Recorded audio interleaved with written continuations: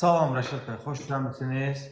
Mövzumuz türkü tanımaq, iç və dış türklər, türklər köçəri olub, bu sual adı altında mövzumuzdur. Buyurun Rəşad bəy. Salam, hər kəsi salamlayıram. Günümüzün mövzusu iç-dış türklər, türklər köçəri olub yoxsa yox.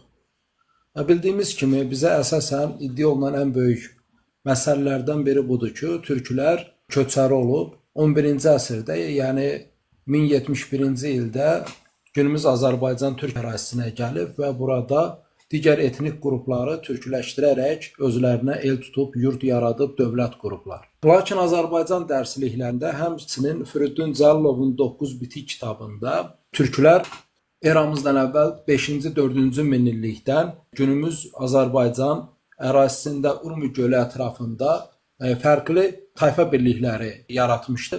Bunlara biz Kutiləri, Lubiləri, Turukiləri, Suları, Kəngərləri və Naxçı tayfalarını misal göstərə bilərik.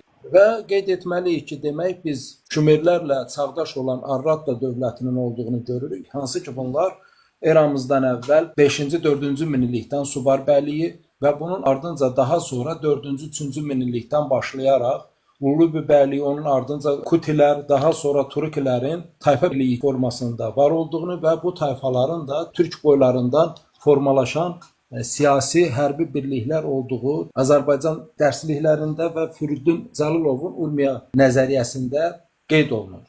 Yaxşı, indi türklər köçəridirmi, yoxsa bu ərazilərdə, yəni günümüz Türk-Azərbaycan ərazisində əvvəldən yaşamış tayfalardırmı? Və əgər türklər 4000 ildən üzü günümüzə yaşayan bir xalqdırsa, bu neçə min illikdə necə olub ki, öz keçmişini, tarixini, dilini qoruyub və ya qoruya bilibmi, nə qədər qoruyub? Bunları müəyyən başlıqlar altında qeyd edib və bir-bir açmağa çalışacağam. Biz Urmi nəzəriyyəsinə əsasən türk tarixini oxuyası olsaq, görərik ki, Şumerlərlə çağdaş olan Arratda dövləti var, daha sonra Subar türk bəyliyi var, hansı ki o uzun minilliklər var olmuş, müəyyən zamanlarda fərqli boylar oradan ayrılıb müstəqil dövlətlərə çevrilmişdi. Və bunun arxasınca artıq qeyd etdiyim kimi Lubi, Kuti, Turuki tayfa birliklər olmuş, Subar bəyliyi, Kuman bəyliyi kimi bəyliklər olmuşdur. Və daha sonra isə buradan biz günümüz Cənubi Azərbaycan ərazisində Manna, daha sonra Midiya dövlətinin formalaşdığını, daha sonra isə Albaniya və rəsmi tarixə görə Atropatena, mənim etimoloji izahıma görə isə Asurpodun dövləti formalaşmışdı. Və bununla yanaşı mən ön Şumerlərin, Asurların da türk boylarından formalaşdığını, daha sonra isə digər tayfalar tərəfindən zəbt olunduğunu qeyd edirəm. Və həmçinin biz Anadolu ərazisinə gələn Hurilərin və həmçinin Hattləri zəbt edən Hetlərin və Urartu dövlətinin və həmçinin Babillərin gəldiyini gördükdə bu mənzərəni açmaq lazımdır. Və qeyd etməliyik ki, demək biz ümumi eramızdan əvvəl 5-ci, 6-cı minilliyin coğrafiyasını gözümüzün qarşısına gətirəsi olsaq, Urmi nəzəriyyəsinə əsasən türklər mərkəzi Urmiya gölü ətrafında yaşamış, Türk Boylar Federasiyasından, birliyindən formalaşmış bir xalqdır. Və mən Dilin Kökəni kitabında apardığım təhlillər nəticəsində müəyyənləşdirirəm ki, türklər mərkəzi Urmiya gölü olmaqla Xəzər dənizi, Qara dəniz, daha sonra buradan sağa, sola cəhətlərlə deyəsi olsaq, şərqə, qərbə köçülər etmişdi.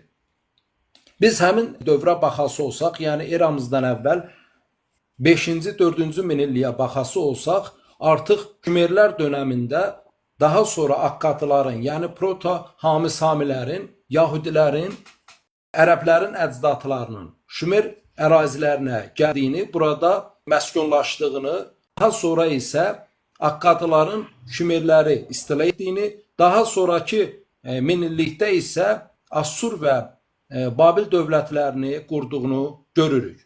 Yəni demək ki, 5-ci minillikdən 2-ci minilliyə doğru artıq cənubdan üzü yuxarıya, şimala doğru Proto-Hamisamilərin əcdadları gəlmiş, Şumer ərazisinə məskunlaşmış və daha sonra daha yuxarıya doğru gəlmişdi. Və eyni ilə qərbdə Qara dənizin şimal hissəsində formalaşan Proto-Hind-Avropa xalqının əcdadları yavaş-yavaş Anadoluya enmiş və buradan məskunlaşmışdı. Və digər bir hissə, yəni Proto-Hind-Avropa əcdadlarının bir hissəsi isə şimaldan Qara dənizin üzərindən Xəzər dənizinə tərəf gəlmiş və oradan daha sonra üzü cənuba doğru enmiş, Xəzər dənizi, Aralıq dənizi arasından üzü aşağıya doğru enərək buradan ayrılan iki qoldan bir hissəsi Hindistan ərazisinə, digər bir hissə isə Elam ərazisinə, günümüz İran körfəzi, köhnə adı ilə Kəngər Pars körfəzi ərazisinə gəlmişdi. Və onların bu əraziyə gəlib çıxması təxminən eramızdan əvvəl 8-ci əsrə təsadüf edir. Və biz həmçinin rəsmi tarixin dediklərini qəbul edəsi olsaq, Hurilərin və həmçinin Urartuların da Qafqaz dilli xalqlar, daha dəqiq deyəsi olsaq, proto-çeçenlər ola biləcəyi ehtimalı üzərinə, demək ki, Qafqazdan da eramızdan əvvəl 3-cü, 2-ci minilliyə doğru Anadoluya Qafqaz dilli xalqların da gəldiyini görürük. 6-cı, 5-ci minillikdə türklər mərkəzi Urmiya gölü ətrafında olub, Xəzər dənizi, Ağdəniz, Qara dəniz, Qırmızı dəniz dairəsində yaşayan bir xalq idisə, daha sonra Proto-Hami Samilərin, Proto-Hind-Avropalıların və Proto-Çeçenlərin bu ərazilərə doğru gəlməsi ilə türklər Urmi gölü istiqamətində mərkəzə doğru sıxışmış və daha sonra zaman-zaman şərqə qərbə köçlər etmişdi. Və Firidun Cəlilov arxeoloji qazıntıların təhlilinə əsasən iki böyük köç dalğasının türklərin şərqə doğru köç etdiyini qeyd edir. Bundan ilkinin eramızdan əvvəl 4-cü minillikdə baş verən köç, növbətisinin isə eramızdan əvvəl 2-ci minillikdə baş verən köç olduğunu göstərir Firidun Cəlilov öz Urmi nəzəriyyəsində. Demək ki, türklər 4-cü, 2-ci minillikdə iki böyük köç dalğasını həyata keçirmişdi. Firidun Cəlilov 4-cü minillikdə baş verən köçlərin nisbətən daha yaxın ərazilərə, 2-ci minillikdən sonra baş verən köçlərin isə daha uzağa doğru baş verdiyini qeyd edir. Mən ümumi, demək, Urmi nəzəriyyəsinə əsasən türklərin hansı formada köç etməsini göstərdim. Lakin mənim dil kökü ilə bağlı apardığım təhlillər isə göstərir ki, türklərin bundan əvvəlki dönəmlərdə də şərqə qərbə köçləri baş verməsi mümkündür. Türklərin daha əvvəlki dönəmlərdə günümüz Azərbaycan Türkiyə ərazisindən qərbə və şərqə köçlərini deməyə bir neçə səbəb var. Bunlardan birincisi, bilindiyi kimi 12 min il bundan əvvəl buz dövrünün bitməsi ilə havalar istilənməyə başlamışdı. Və nəticədə buzlaqların şimala doğru çəkilməsi ilə ov heyvanlarının, yəni maralların, keçilərin həmi şimala tərəf, həmi şərqə qərbə doğru geri çəkilən buzlaqları izləmişdilər. Və nəticədə Xəzər dənizinin həmi şimal tərəfinə, həmi şərq tərəfinə gedən ov heyvanlarını, maralları, keçiləri izləyən türklər 12 min il bundan əvvəl artıq Sibir Altay ərazisinə doğru köçlər etmişdi. 2.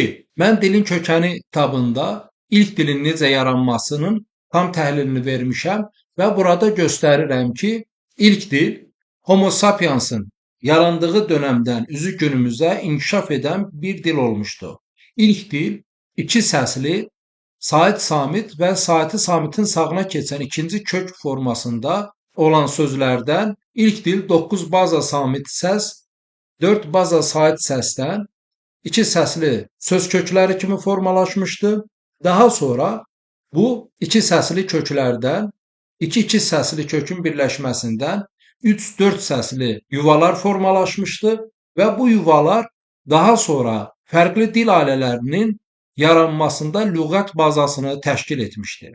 Və mənim apardığım təhlillər göstərir ki, ilk dil kök dil olmuşdu və o təxminən 100 min ilə 60 min il arasında inkişaf etmişdi. Və 60 min ilə 10 min il arasında bəzi dil ailələrində bəzi sözlər şəkilçiləşmişdi və nəticədə plektiv və iltisaqi dillər formalaşmışdı.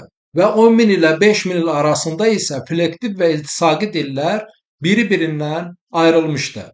Düşünülür ki, ilk insan Homo sapiens Afrika coğrafyasında var olmuşdu və Homo sapiens ağıllı insan, danışan insan təxminən 100 min il bundan əvvəl günümüz Azərbaycan Anadolu ərazisi ilə Ərəb yarımadasını birləşdirən bir coğrafiyaya gəlmişdi və daha sonra buradan şərqə doğru gedən bir hissə 70 min il bundan əvvəl Çin ərazisinə gəlmişdi.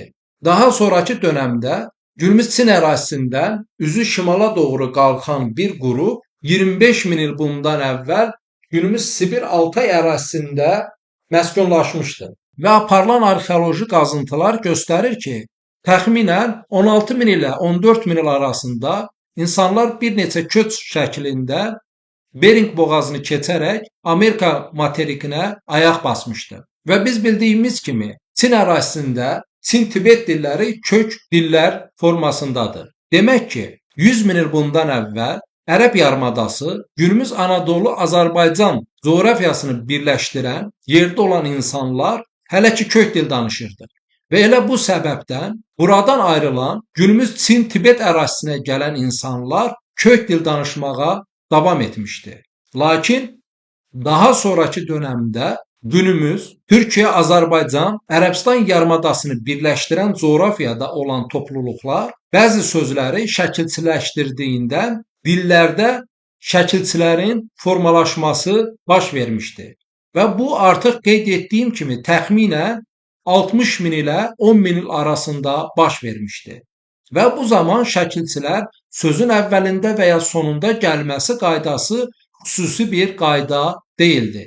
Mənim apardığım təhlillərə əsasən ehtimal etməliyik ki, təxminən 10 min ilə 5 min il bundan əvvəl şəkilçili dillərdə flektiv dillər ilə iltisaqi dillər fərqlənməyə başladı. Yəni ki, biz flektiv dillər dedikdə şəkilçilər sözün əvvəlində və ya sonunda gələ bilir. İltisaqi dillərdə, şəkilçili dillərdə isə şəkilçilər yalnız sözün sonunda gəlir.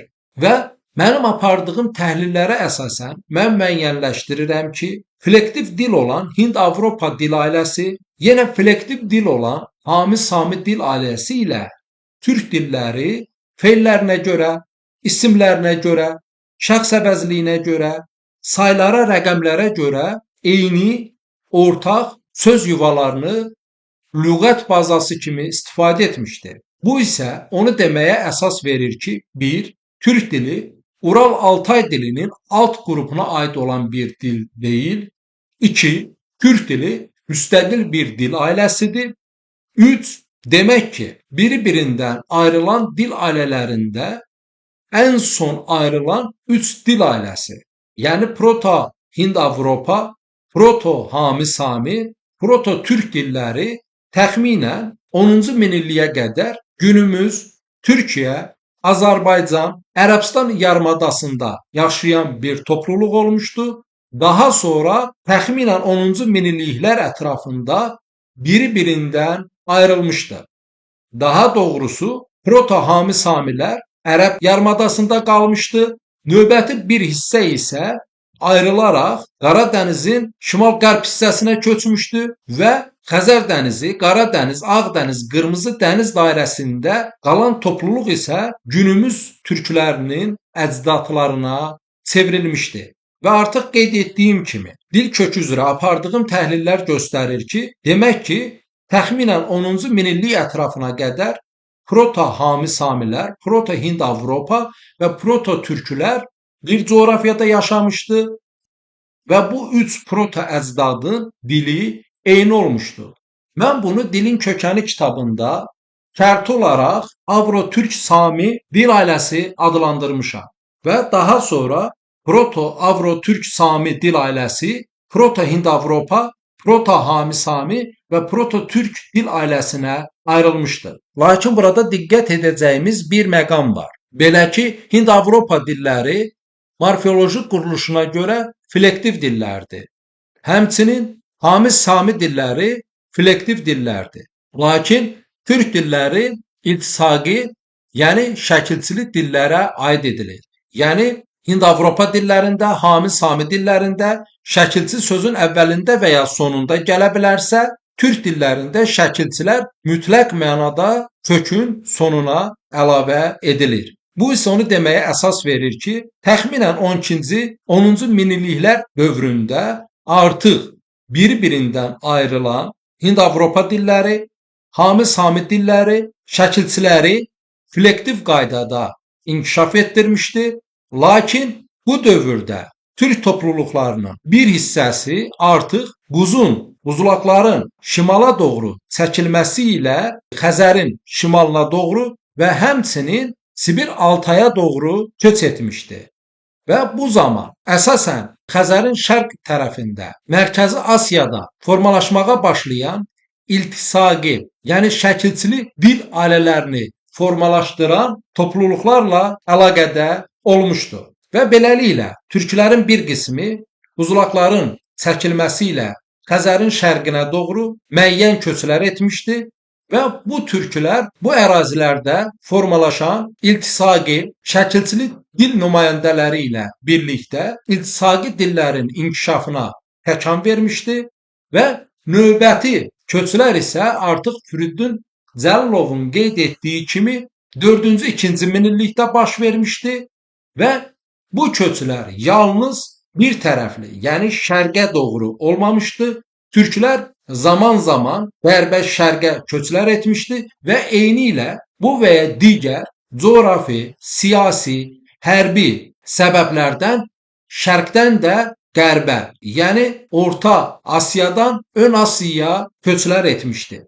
Və nəticədə Xəzər dənizinin həm qərb, həm şərq ərazisində yaşayan türklər kollektiv dillər olan Hind-Avropa və Hami-Sami dillərindən fərqli olaraq iltisaqi, şəkilçili dil kimi formalaşmışdı. Üçüncü səbəb isə budur ki, biz Çatalhöyükdə tapılan, skeletlərdə aparılan DNK analizinə əsasən bu insanların əksəriyyətinin haploqruplarının R1, A, B haploqrupları olduğunu müəyyənləşdirmişik.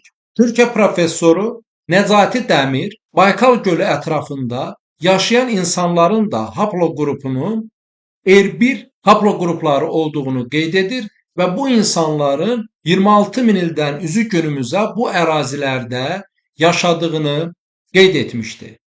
Və bunun paralelində biz Göbəkli təpədə olan ilan damğası ilə Baykal gölü ətrafında tapılan ilan rəsmlərinin eyni olduğunu görürük.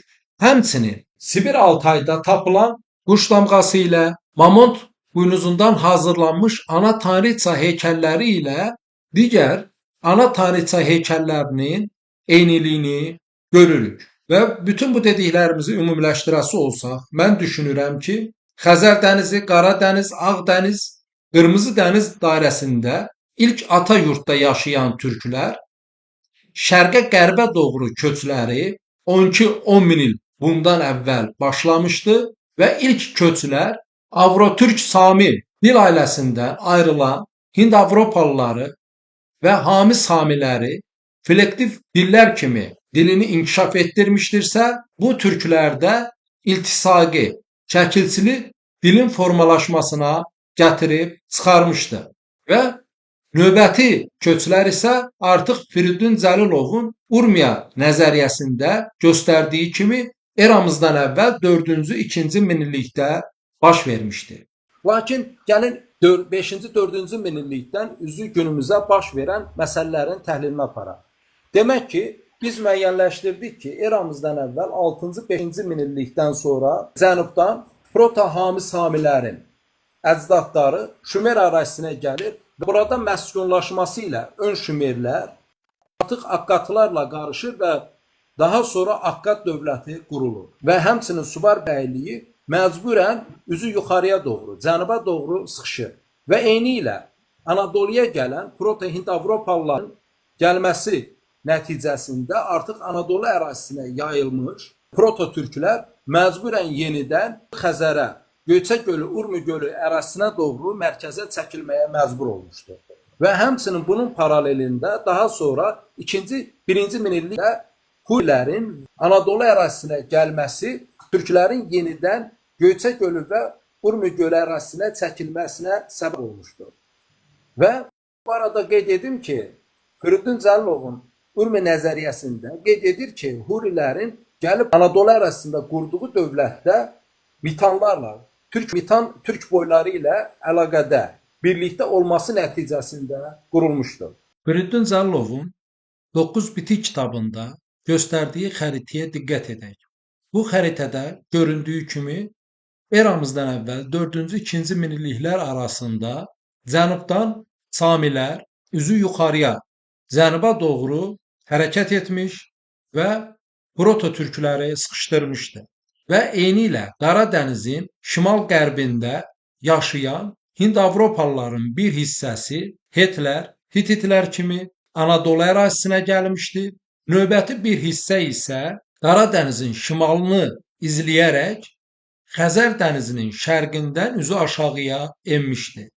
Və burada günümüz Əfqanistan ərazisində iki qola ayrılmışdı. Bir hissə buradan Hindistana getmişdi. Növbəti bir hissə isə Fars, Kəngər körfəzi, günümüz İran körfəzi ətrafına gəlib burada məskunlaşmışdı. Və onların günümüz İran körfəzi ətrafına gəlib məskunlaşması eramızdan əvvəl 8-ci əsrə təsadüf edir.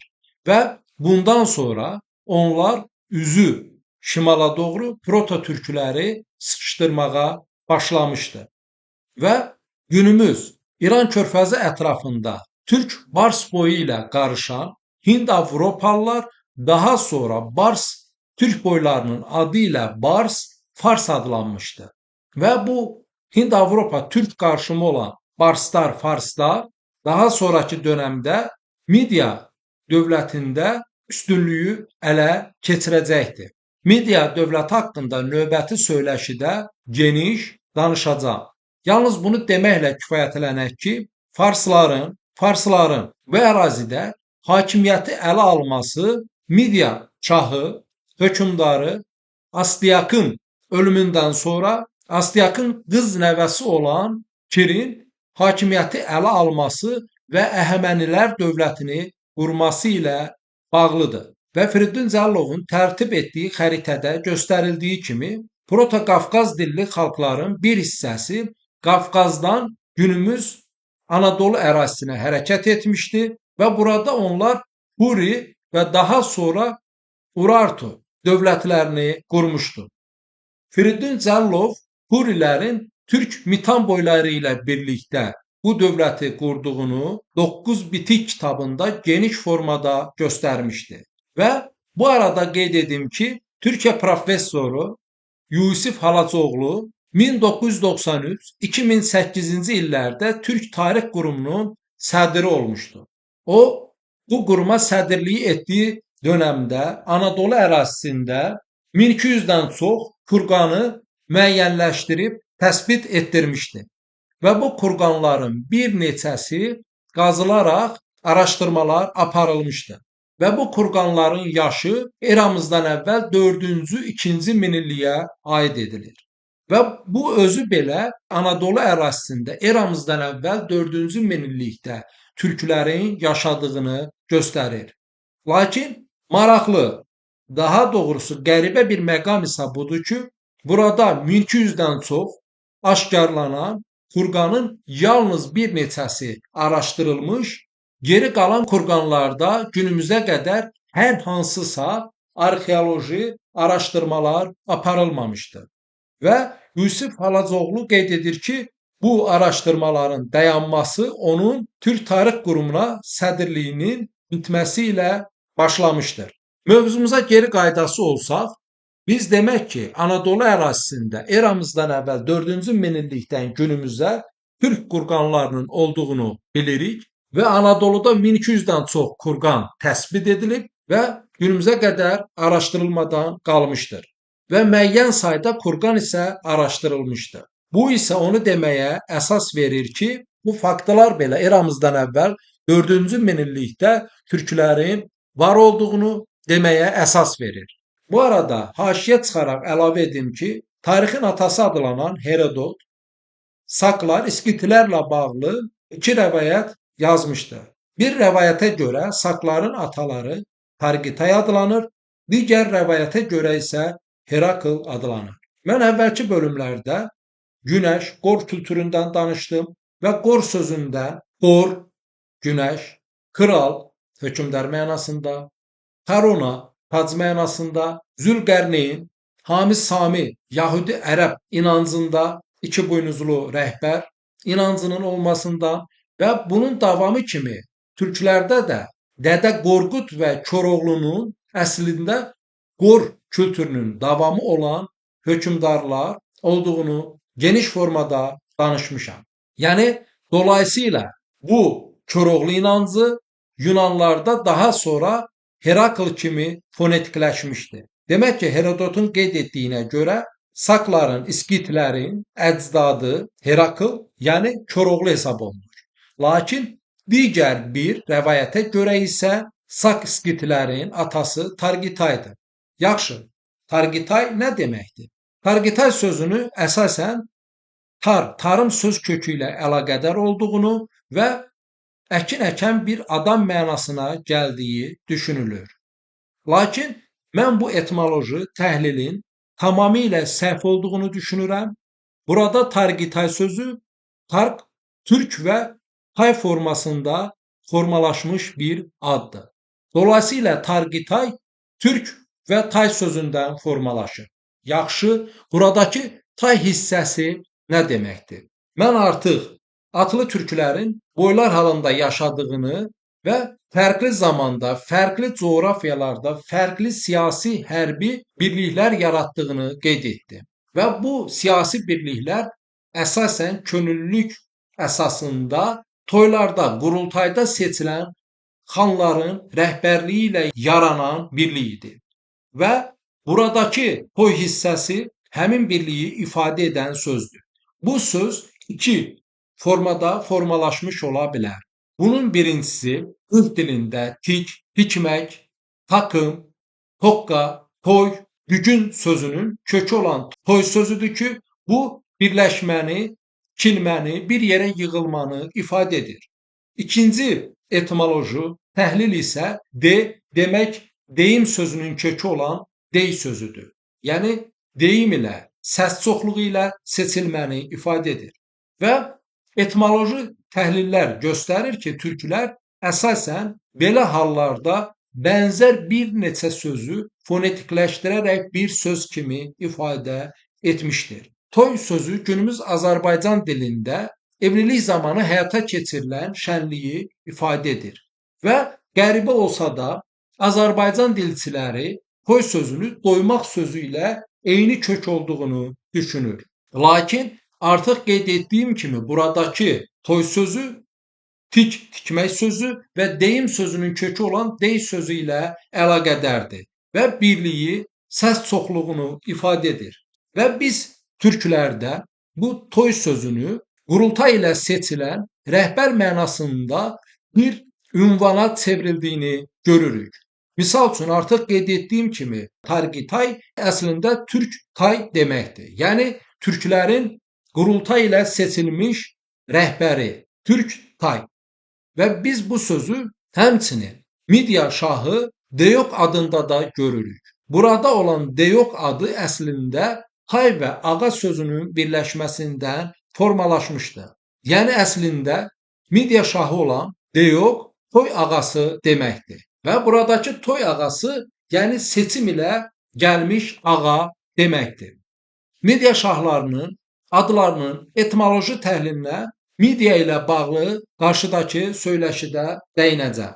Demək ki, biz nəyi müəyyənləşdirdik? Herodot Sak İskitlərin əcdadını iki rəvayətə əsasən, birində Herakl, yəni Koroğlu, digərində isə Targitay, yəni türk tay formasında olduğunu qeyd etmişdi. Yəni dolayısıyla demək ki, Sakların əcdadı, ulu babası türk tay olmuşdu. Yəni seçilmiş türk olmuşdu.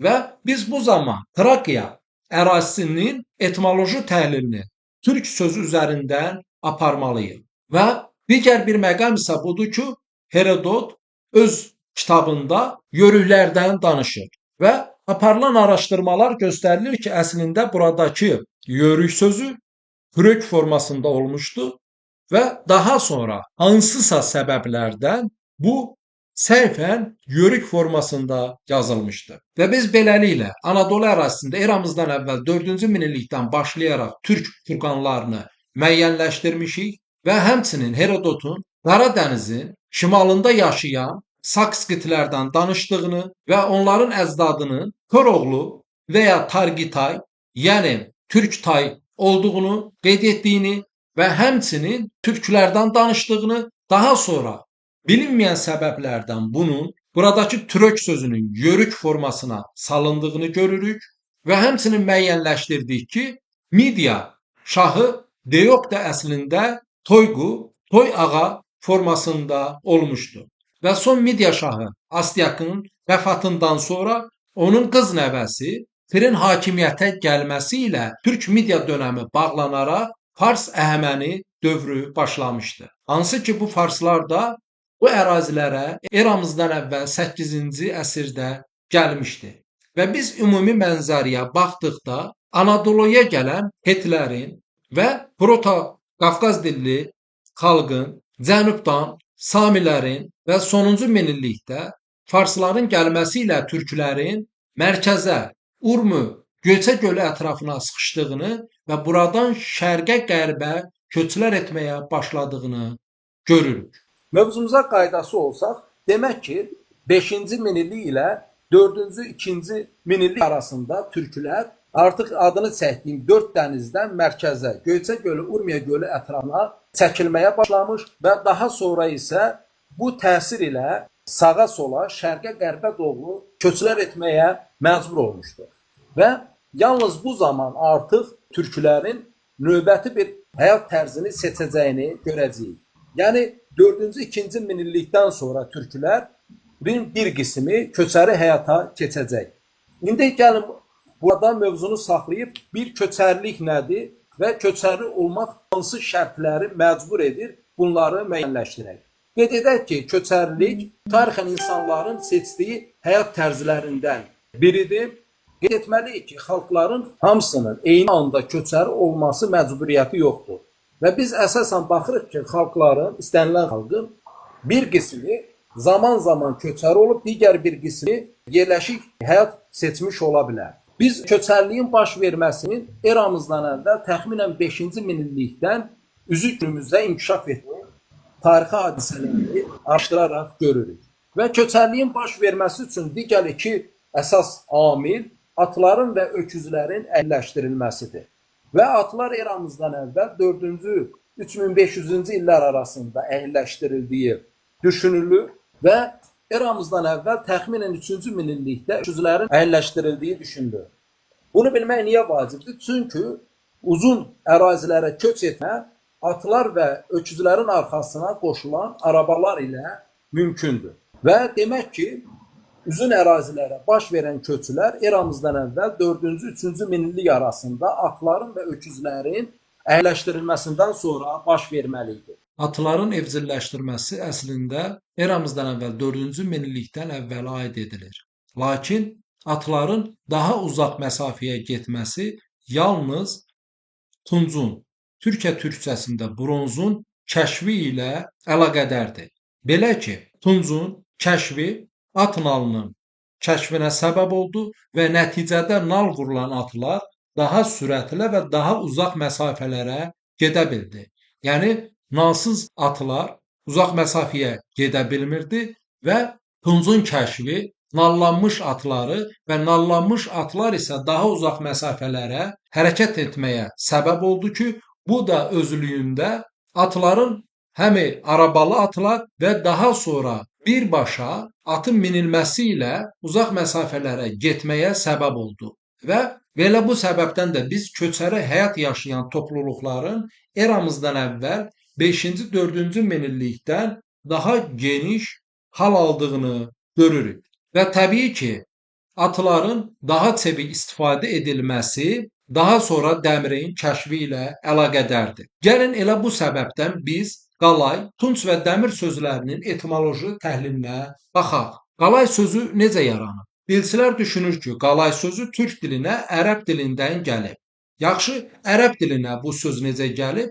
Düşünülür ki, Asiyada qalay yataqları olan bir yer var və bura koala deyilir və bu koala sözündən daha sonra qalay sözü formalaşmışdır. Qısaca olaraq bunu deyək ki, qalay sözü türk dilində olan qalamaq, yandırmaq, od mənasına gələn söz kökü ilə bağlıdır.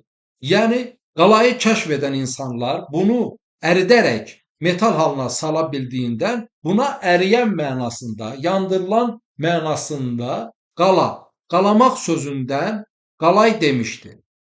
Və daha sonra qalaya qurğuşunu qataraq tuncu əldə edən türklər tan, təndir, tonqal, günəşin doğması mənasına gələn dan, çayın dəmlənməsi mənasına gələn dən söz kökü ilə eyni kökdən tan sözündən yanan, odlanan mənasında tan, orada son nının nıqlaşması ilə tank, nının cılaşması ilə tunç sözünü formalaşdırmışdır. Qeyd edim ki, bir çox türk dialektində və Orta Asiya türklərində buna tunç yox, elə hung deyilir.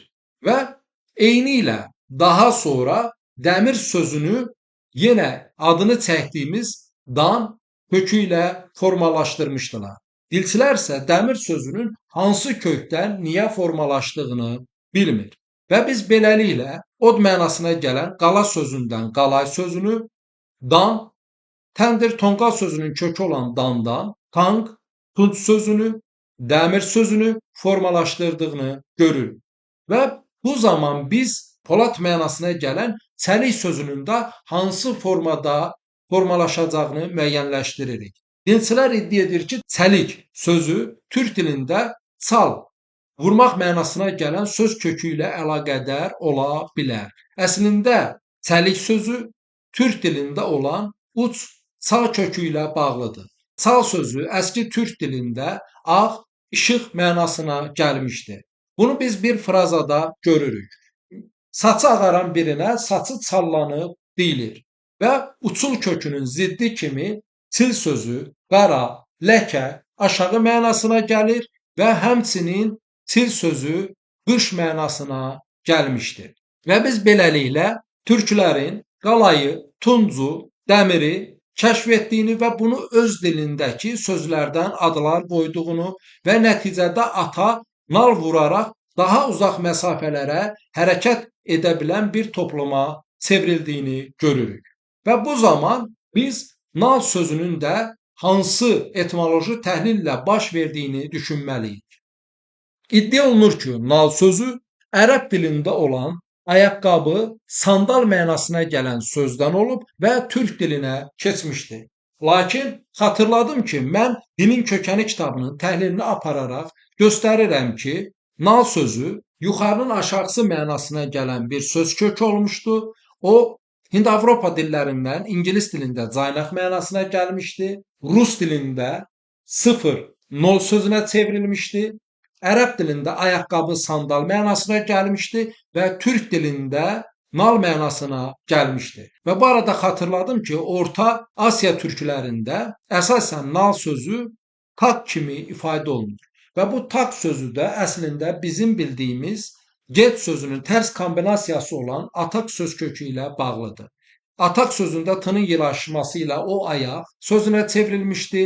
Hind-Avropa dillərində hücum mənasına gələn atak sözü, ərəb dilində içəri girmə mənasına gələn daxil sözü və həmçinin türk dilində istiqamət bildirən şəkilçi mənasına gələn daq, dək sözü, misal üçün Bakıya dək, Qazağa dək şəkilçisi kimi və həmçinin paltarın aşağı istiqamətini bildirən ətək sözü ilə eyni kökdür. Yəni dolayısıyla Orta Asiya türklərində nal mənasına gələn tak sözü atak, dək və ətək sözü ilə eyni kökdür və aşağı hərəkət mənasına gəlir. Və artıq qeyd etdiyim kimi bu köçlər zamanı da demək ki, müəyyənləşdirdik ki, atların və öküzlərin arxasına arabalar qoşularaq köçlər həyata keçirilirdi.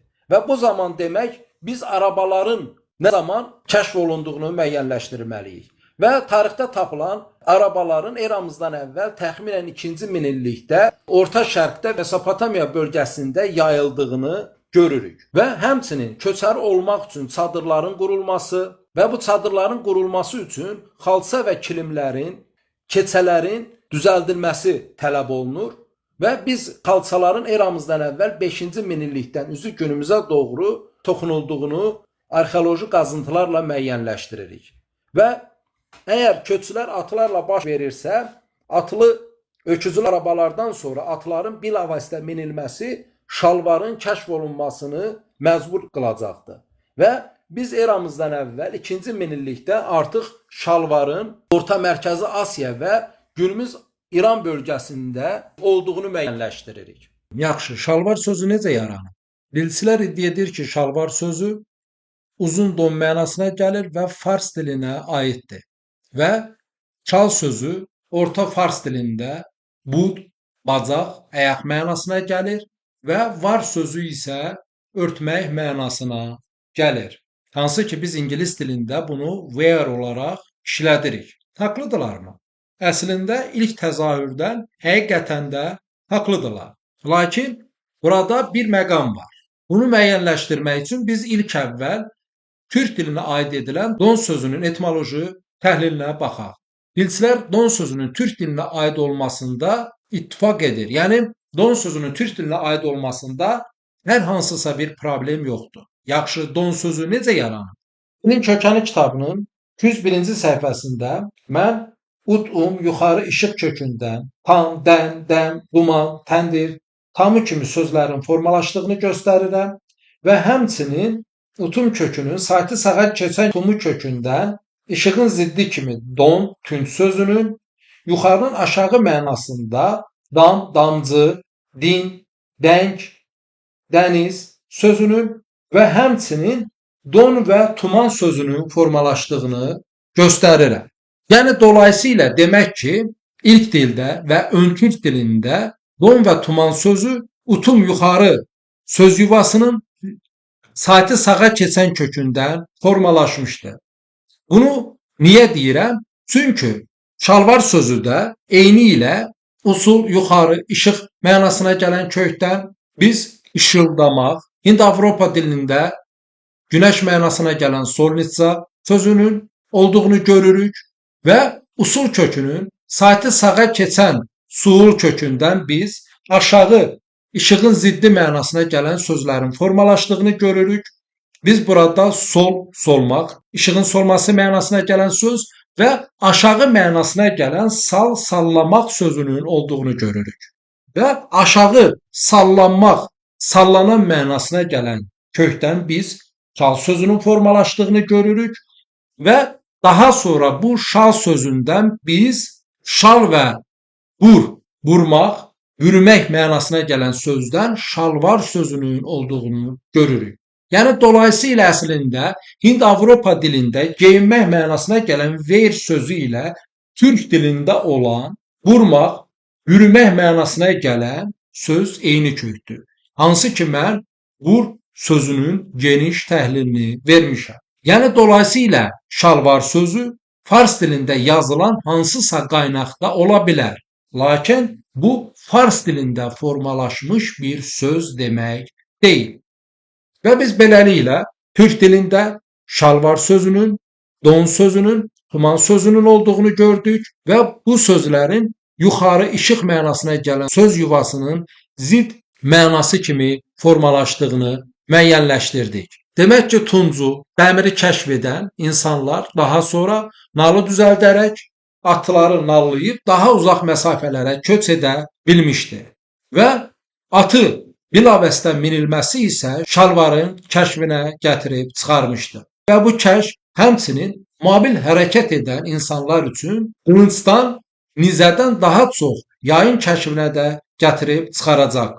Və biz ümumi mənzərəni gördükdə müəyyənləşdiririk ki, demək, türklər 4-cü, 2-ci minillikdən başlayaraq Xəzər dənizi, Qara dəniz, Ağ dəniz, Qırmızı dəniz dairəsindən Göyçə gölü, Urmiya gölü mərkəzinə doğru bu ərazilərin digər xalqlar tərəfindən tutulması ilə sıxışdırılmışdı və daha sonra şərqə, qərbə doğru köçlər etmişdi və Firidun Cəllovun Urmi nəzəriyyəsində müəyyənləşdirdiyinə görə iki böyük köç dalğası 4-cü, 2-ci minillik arasında baş vermişdi və 2-ci minillikdə baş verən köçlər daha uzaq məsafəyə idi.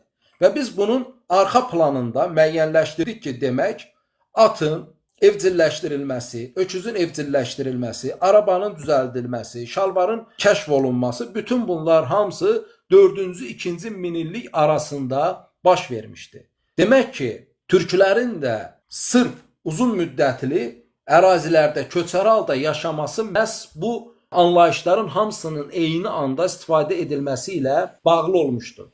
Lakin bütün bunların hamısının eyni anda istifadə olunması bütün türkləri köçəri mi edir, yoxsa yox? Biz artıq videonun əvvəlində də qeyd etdiyim kimi, demək, bu ərazilərdə yaşayan türklər, yəni ön şümerlər artıq o əraziyə gəlib köçmüş, lakin yerli formada yaşayan şəhər mədəniyyətləri quran türklər idi. Və eyni ilə Kutilər, Lulubilər, Turukilər, ondan əvvəlki Şümerin çağdaşı olan Arratta dövləti və bunun ardı ilə daha sonra qarşımıza çıxan Manna, Midiya, Albaniya, Atropatena, mənim etimoloji izahımla qeyd etdiyim Atropatenanın əsl türkçəsi Asurbodun dövlətləri oturaq həyat keçirən türklər, şəhər salmış türklər idi. Lakin Orta Asiya, Mərkəzi Asiya köçən türklər isə artıq köçəri həyat yaşamağa başladı. Bunun səbəbi nə idi? Bunun səbəbi artıq müəyyənləşdirdiyimiz kimi şəhər salmış türklərin bir hissəsi həmin saldığı şəhərlərin digər etniklər tərəfindən zəbt olunmasından sonra mərkəzə doğru köç etdi və bu zaman bilərəkdən, bilməyərəkdən, zərurətdən, məcburiyyətdən müəyyənləşdirdi ki, demək, yaşamağın və düşməndən qaçmağın ən əsas yolu şəhər tikmək, qalalar tikmək yox, köçəri olaraq konkret bir məkanda yaşamamaqdır. Və elə bu səbəbdən də demək ki, türklər zaman-zaman qurduğu şəhərlər digərləri tərəfindən, digər etniklər tərəfindən işğal olunsa da, köçəri olan türklər bu işğaldan qorunmuş və nəticədə öz dilini qoruya bilmişdir. Və bildiyimiz kimi, digər yandan əgər bir şəhər qurursansa və o şəhər inkişaf edirsə, zamanla həmin şəhər bir yol üstündə çarpan keçidi üzərindədirsə, o şəhər inkişaf edir və bu inkişaf nəticədə digər xalqlarla təması və həmçinin zaman-zaman işğalçı qüvvələrin o şəhəri zəbt etməsi və ya həmin şəhərin ətrafında digər etniklərin gəlib məskunlaşması və bu zaman dil alış-verişi, digər sosial-kültürel alış-verişlərin baş verməsi ilə həmin xalq ola bilsin ki, zaman-zaman öz kimliyini itirsin. Lakin köçəri xalqlarda isə onlar daim hərəkətli olduğundan, kənar təsirlərdən daha uzaq olduğundan öz kimliklərini daha çox qoruma imkanları olmuşdu. Və beləliklə 4-cü, 2-ci minillikdən başlayaraq arabalarla köç etməyi bacaran türklər daha sonra atlardan bilavasitə minməyi istifadə edərək köçləri həyata keçirdi. Və beləliklə oturaq olan türklər daha sonra oturaq, arançı və köçəri olan formada, 3 formada həyat tərzi yaşayan türkləri meydana gətirmiş oldu. Yəni, dolayısıyla türklərin hamısı köçəri deyildi. Türklər daha əvvəl oturaq formada həyat keçirirdisə, daha sonra heyvanları əhilləşdirməsindən sonra oturaq, arançı həyat tərzini həyata keçirdi. Daha sonra isə daha uzaq məsafələrə köç etməsi ilə 3 həyat tərzindən, yəni oturaq, arançı və köçəri olan türk boyları formalaşdı. Və at sürüləri olan türk boyları eyni zamanda böyük qoyun sürülərinə də sahib olması onlara daha böyük əraziləri tələb edirdi. Və bu şərtlər köçəri olan türkləri daim köç formasında yaşamasını məcbur qılmışdı. Və bunun nəticəsində artıq türklərdə iç türklər və dış türklər anlayışı formalaşmağa başladı.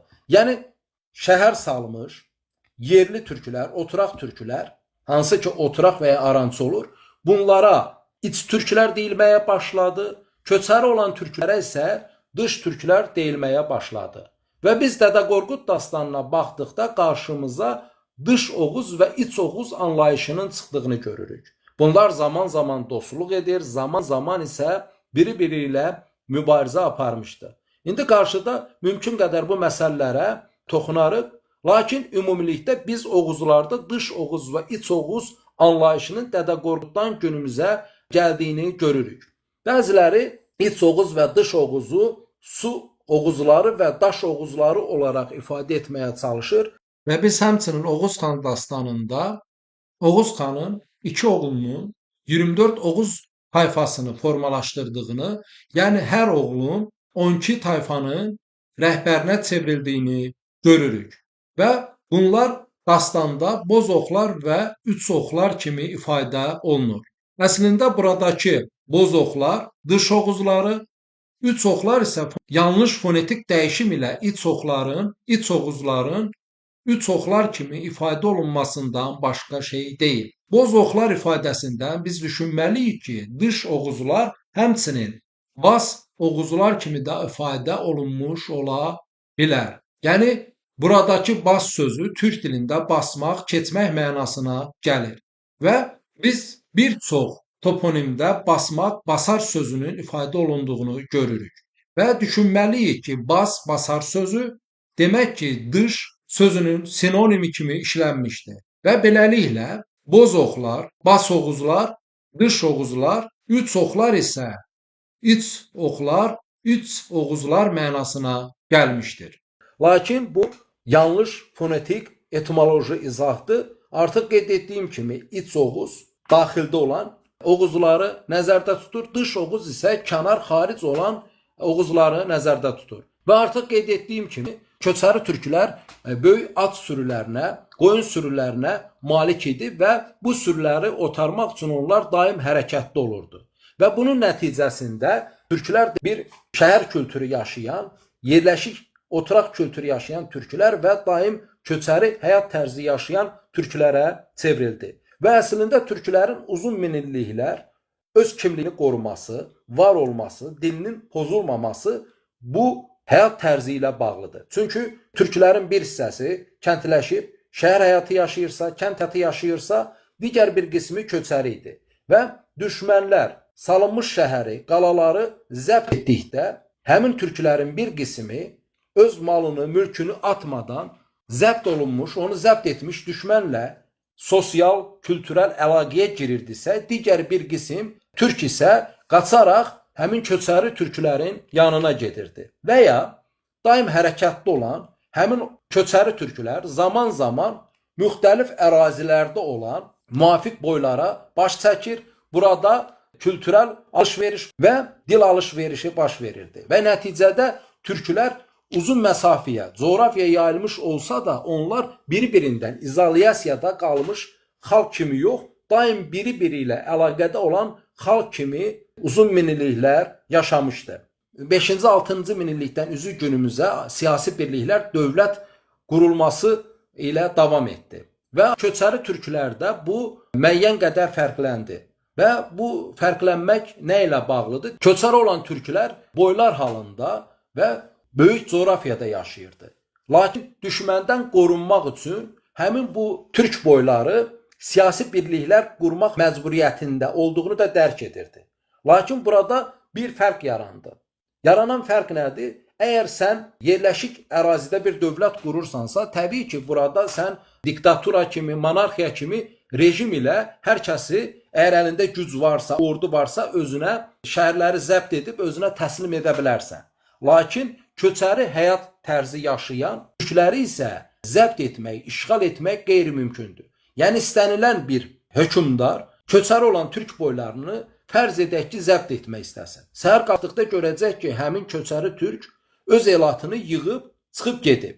Və elə bu səbəbdən də demək köçəri olan türk boyları könüllülük şəklində toy qururdu, qurultay yığırdı və bu qurultay öz hökmdarını, xanını, xaqanını seçirdi. Bilmirəm, izah edə bilirəmmi? Yəni, köçəri olan türklər ilk hərbi demokratik dövləti qurdu. Çünki burada olan boylar digər kənar qüvvələrdən qorunmaq üçün bir siyasi güc olmalıydı və bunu könüllü ilə həyata keçirirdi. Və həmin o boylar, boyların bəyləri, xanları içlərindən həmin dövrün, çağın, maraqlarına, siyasətinə uyğun ən irəli gəlmiş öndəri, lideri, xan, xaqan seçirdi və nəticədə hərbi demokratik dövlətin ilk rüşeymlərini yaradıblar. Lakin daha sonraki dönəmlərdə Səlcuqlu dövründə, Osmanlı dönəmində, Qızılbaşlar dönəmində həmin köçəri türk boylarının bəylərini dövlət, müvafiq adını çəkdiyim Səlcuqlusu, Osmanlısı, Qızılbaşı özünə tabe etməyə çalışdı və nəticədə daha sonra həmin köçəri türk kültürü məhv olduğundan daha sonra həmin türkülər digər dövlətlərin də inkişaf etməsi ilə həmin dövlətlər qarşısında tab gətirmədən məhv olacaqdır. Mövzumuza geri qaydası olsaq, demək ki, köçəri olan türkülər digər yerli, məskunlaşmış türklərdən fərqli olaraq daha geniş ərazilərə yayılırdı və bu səbəbdən də biz qədim türkülərdə iki qanatlı dövlətlərin qarşımıza çıxdığını görürük. Və əsasən Orta Asiyada, Mərkəzi Asiyada, məsəl üçün Göytürk dönəmində dövlətin şərq qanadı, əsas qanad, qərb qanadı isə köməkçi qanadı idisə, biz Atilla dönəmində qərbi Hun dövlətində misal üçün qərb qanadının artıq əsas qanad, şərq qanadının isə köməkçi qanadı olan bir dövlətə çevrildiyini görürük. Yəni dolayısıyla dövlətlərdə iki qanadın, şərq-qərb qanadının olması iç və dış türklərlə bağlıdır. Yəni yerli, yerləşik türklər və köçəri həyat keçirən türklər ilə bağlıdır. Və bunun davamı kimi biz qarşımıza iki başlı qartal simvolunun çıxdığını görürük. Çox təəssüf ki, biz tarixi mətnlərə baxdıqda belə iddia olunur ki, iki başlı qartal Bizansa aiddir. Daha sonra bunu Bizansdan götürən Rusiya iki başlı qartal simvolunu öz dövlət simvoluna çevirmişdi. Lakin iki başlı qartal simvolunu biz Səlcuqluda görürük. Ondan əvvəlki dönəmdə isə bir çox daş qaya rəsmlərində görürük. Vaxt qalsa qarşıda dəyinəcəm. Və dolayısıyla demək türkülərin iç və dış türklər olması onların dövlət gələnəyində də iki qanatlı dövlətin yaranmasına gətirib çıxarmışdı. Biz Oğuz Xaqan dastanına baxdıqda görürük ki, onun iki arvaddan, hər arvaddan 3 oğlu olur və nəticədə 24 nəvəsi formalaşır, 24 nəvəsi türk boylarını formalaşdırır. Bu məsələyə toxunan Firidun Cəlilov qeyd edir ki, qədimdə 12 sayı olduqca müqəddəs idi, lakin daha sonra bu türklərdə 24 boy ilə göstərilmişdi. Ola bilsin ki, mərkəzdə Orta Asiyaya gedən türklər burada Çin təqvimindəki 24 ayı götürərək öz boylarını 24 sayına uyğunlaşdırmışdı. Yəni dolayısıyla Firidun Cəlilov qeyd edir ki, türklərdə daha ilk əvvəl 12 saylı boy sistemi olmuşdu. Daha sonra bu Orta Asiyada 24 sayı ilə əvəz olunmuşdu. Mən bu məsələyə müəyyən qədər fərqli baxıram. Mən düşünürəm ki, türklərdə ilk əvvəl 12 boy ilə göstərilən anlayışın daha sonra 24 boya çevrilməsi iç və dış oğuzların yaranması ilə, yəni türklərin iki formada iç və dış boylara ayrılmasından sonra 12-dən 24-ə çıxmışdı. Bu hansı 12 sayıdır? Bildiyimiz kimi Göbəkli Tərədə əsasən iki T şəkilli sütunun yanında 12 sayda sütun var. Daha sonra biz Öfratda Yahudilərin 12 boy olması və ya Xristianlıqda İsa'nın 12 həvarisinin olması, Şiəlikdə 12 imamın olması və 12 ayın olması kimi sayların əsasən müqəddəs 12 rəqəmi kimi daim qarşımıza çıxdığını görürük. Bunu mən əvvəlki bölümlərdə danışmışam. Amma yəni məsələ budur ki, biz Ön Asiyada 12 sayının müqəddəs olduğunu görürük. Daha sonra isə türklərdə bu 24 sayına çevrilmişdi. Bu 12-dən 24-ə çevrilmənin də yenə demək əsas səbəbi nədir? Türklərdə türk boylarının iç və dış boylara bölünməsi ilə bağlıdır. Və eyni zamanda qeyd edək ki, türklərdə zaman-zaman türk boyları iç və dış boylar kimi göstərilməsi ilə bərabər zaman-zaman ağ-qara adları ilə də göstərilir. Məsəl üçün ağ qoyunlu, qara qoyunlu, ağ hunlar, qara hunlar. Və buradakı ağ və qara sözü nəyi göstərir? Böyük ehtimal ki, buradakı ağ və qara adları demək türklərdə cəhəti göstərir. Belə ki, bir hissə şimaldadırsa, misal üçün onlara qara deyilir. Əgər qərb tərəfdə, batı tərəfdədirsə, tutaq onlara ağ deyilir. Və haşiyə çıxaraq qısaca bunu da deyim. Bəzən deyirlər ki, türklər demək Xəzərin şərqindən, Sibir Altaydan günümüz Azərbaycan ərazisinə, yəni Xəzərin qərb tərəfinə gəlmişdir. Lakin gəlin biz dənizlərin adına diqqət edək. Qara dəniz, Ağ dəniz, Qırmızı dəniz və Xəzər dənizi, hansı ki Xəzər dənizinə zaman-zaman Göy dəniz deyilir və ya Göyçə gölünə Göy sözündən Göyçə deyilmişdir. Bunu niyə deyirəm? Türklər zaman-zaman cəhətləri, yəni şimalı, cənubu, qərbi, şərqi rənglərlə ifadə etmişdi. Yəni qara dedikdə şimalı, qərb dedikdə ağı, qırmızı dedikdə cənubu və göy dedikdə isə şərqi nəzərdə tutmuşdu. Və bu cəhətləri deyən türklər demək harada yaşamalı idi ki, ağ, qara, qırmızı dəniz adını versin. Demək ki, günümüz Azərbaycan ərazisində yaşamalıdır ki, onun qərbində, şimalında və cənubunda olan dənizlərə ad verə bilsin. Və biz həmçinin türk dilində ağ və qara sözünün zaman-zaman az və çox mənasına gəldiyini, həmçinin ağ sözünün imanlı, qara sözünün isə kafir mənasına gəldiyini də görürük.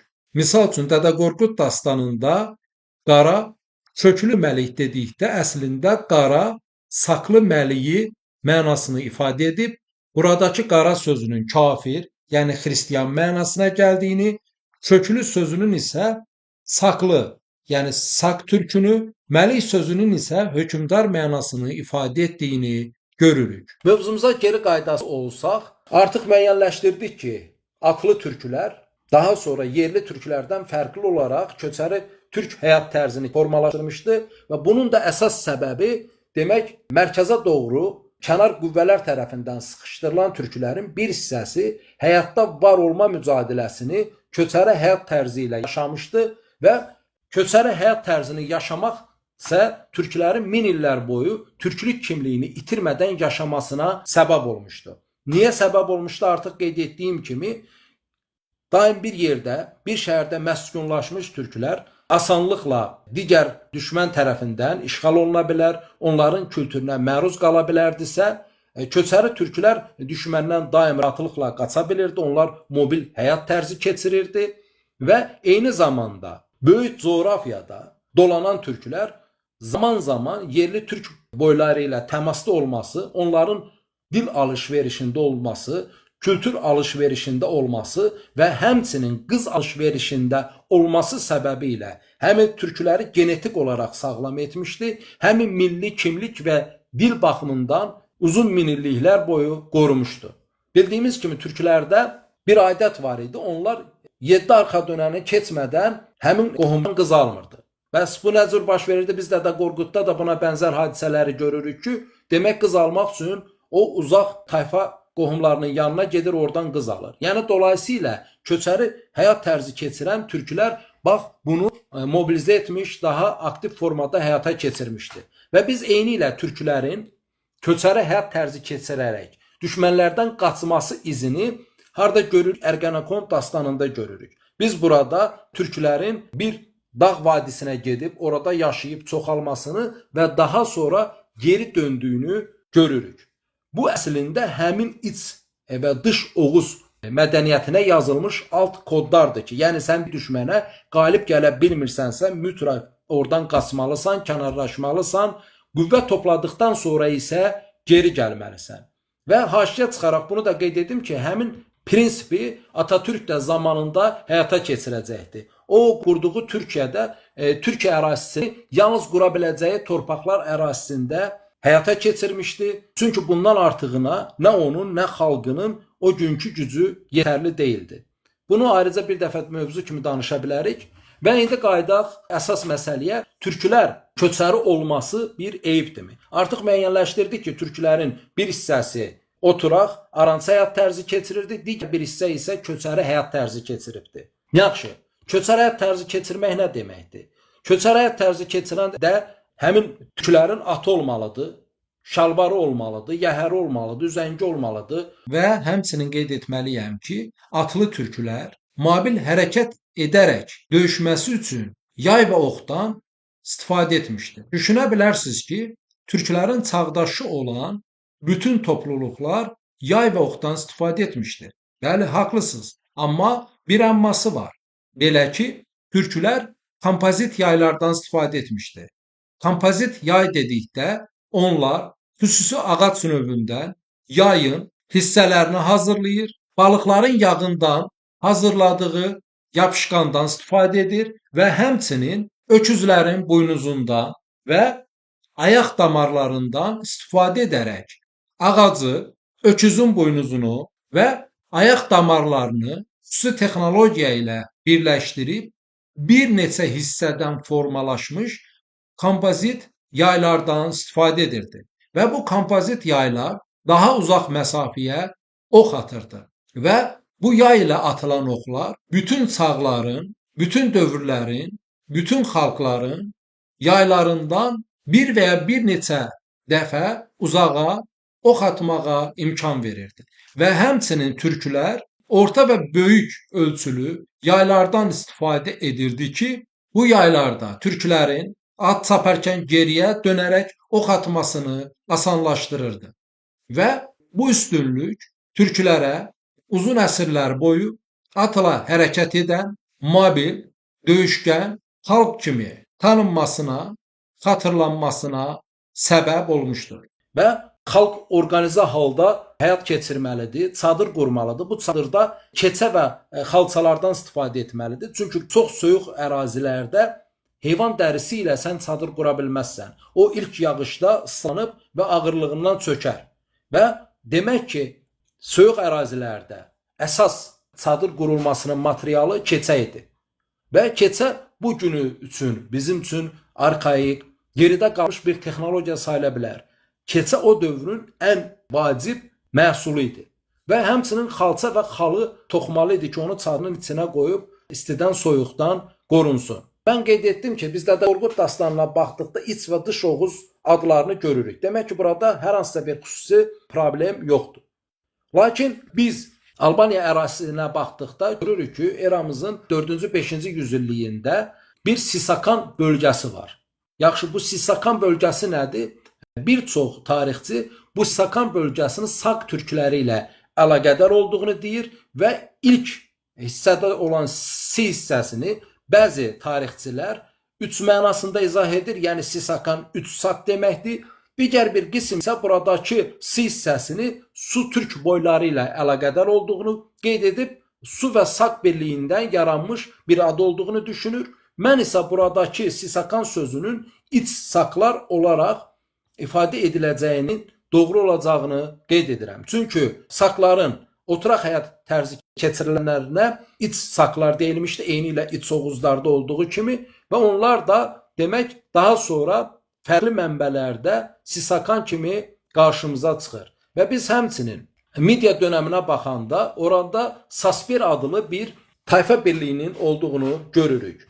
Herodot qeyd edir ki, Kuxidayanların yanında Sasperlər yaşamışdı. Və Firidun Cəlilov bu məsələyə toxunaraq qeyd edir ki, buradakı Say hissəsi Gürcü dilində olan ön şəkilçidir, digər hissə isə Siber sözü bizim bildiyimiz subarlardan başqası deyil. Və mən buradakı Say hissəsinin yenə iç sözü olduğunu və bu Sasper sözünün iç subar mənasına gəldiyini qeyd edirəm. Biz eramızdan əvvəl 5-ci, 4-cü minillikdən günümüzdə subar türklərinin var olduğunu görürük və Sasper adının iç subarların isə olması o deməkdir ki, subarların bir hissəsi oturaq həyat tərzi keçirmişdi, digər bir qismi isə zamanla köçəri həyat tərzi keçirmişdi. Və biz dolayısıyla iç oğuz, dış oğuz adının, həmçinin iç sak adının və həmçinin iç subar adının olduğunu görürük. Və bu arada qeyd edim ki, bizim Tovuz rayonu da dış oğuz sözündən formalaşmış bir adlı zamanla təhrif olunaraq Tovuz sözünə çevrilmişdi. Yəni dolayısıyla Tovuz rayonunun adı Tovuz quşu ilə əlaqədar deyil. Firidun Cəlilov eramızdan əvvəl 5-ci əsrə aid bir sak skit qabının üzərində Kayı boyunun damğasının olduğunu müəyyənləşdirmişdi. Yəni demək ki, oğuzlarda Kayı boyu olduğu kimi saklarda da Kayı boyu olmuşdu. Yaxşı, bu Kayı boyunun damğası nəyi ifadə edir? Bu əslində iki ox və yayı ifadə edir. Çünki türklərdə yay hakimiyyəti, oxlar isə ona tabe olan boyları ifadə etmişdi. Və elə bu səbəbdən də Kayı boyunun damğası hakimiyyət, hökmdarlıq damğası idi. Və biz bu zaman Saklar və Oğuzların iç və dış türk boyları kimi fəaliyyət göstərdiyini düşünməliyik. Təbii ki, bu ayrı bir mövzudur və geniş araşdırma tələb edən bir mövzudur. Və son olaraq Qıpçaq sözünün etimoloji təhlilini verək. Mən əvvəlki söyləşilərdə qeyd etmişdim ki, ilk 3 türk boyu olmuşdu. Bunlar aslar, sular, urlardı və onlar adının əvvəlinə və ya sonuna Tanrı sözünün ilk kökü olan ha hissəsini, Tanrı mənasını ifadə edən öç sözünü və şəxs, kişilik mənasını ifadə edən mən sözünü əlavə edərək fərqli boy adları formalaşdırmışdı. Və bu fərqli boy adları uzun minilliklərdə böyük coğrafiyada bizim qarşımıza çıxır. Və beləliklə Az türklərinin bir hissəsi özünə İmanlı, tanrılı aslar mənasında ökaz demişdi və daha sonra bu söz Oğuz, Kaz, Kaspi, Xas, Xəzər kimi ifadə olunmuşdu. Və su boylarının bir hissəsi daha sonra özlərinə imanlı, tanrılı sular mənasında Suyök demişdi və bu daha sonra bizim qarşımıza sap kimi çıxmışdı. Və bir də bizim böyük ərazilərə yayılmış Qıpçaq tayfasının olduğunu görürük. Və Qıpçaq və Oğuzlar zaman-zaman birgə hərəkət etmiş, lakin sonuncu minillikdə isə Oğuz və Qıpçaqlar əsasən iki fərqli dini seçməsi səbəbilə Oğuzların əsasən İslamı, Qıpçaqların isə xristianlığı seçməsi ilə qarşı-qarşıya gəlib savaşdığını görürük. Yaxşı, Qıpçaq sözü necə formalaşır? Ümumi əsəriyyət dilçilər Qıpçaq və Kuman türklərini eyniləşdirir və onların ağbəniz, sarışın mənasına gələn sözdən formalaşdığını düşünürlər. Biz söyləşinin əvvəlində eramızdan əvvəl Kuman bəyliyinin olduğunu qeyd etdik və biz daha sonra 1200-cü illərdə Kumanların və Qıpçaqların yenidən tarix səhnəsinə çıxdığını görürük. Lakin əslində biz Hunların, Kumanların və Qıpçaqların eramızdan əvvəl vahid bir boy olduğunu, daha sonra fonetik dəyişim ilə Hun, Kuman, M-B keçidi ilə Qıpçaq olaraq deyildiyini düşünməliyik. Yəni dolayısıyla Hunlar, Kumanlar və Qıpçaqlar eramızdan əvvəl var olmuş türk boyudur, lakin növbəti uzun yüzilliklər, min illər və böyük coğrafiya onları Hun, Kuman və Qıpçaq olaraq xatırlanmasına səbəb olmuşdur. Və buradakı Hun hissəsi təbii ki, hər hansısa rəngi bildirən bir söz deyil. Hun sözü ök və on sözünün birləşməsindən formalaşmış bir addır. Artıq qeyd etdiyim kimi ök sözü əski türk dilində yaradan mənasına gəlirdi. On sözü isə türk dillərində rəqəm və birlik mənasına gəlir. Və dolayısıyla ök on ilahi birlik, imanlı birlik deməkdir.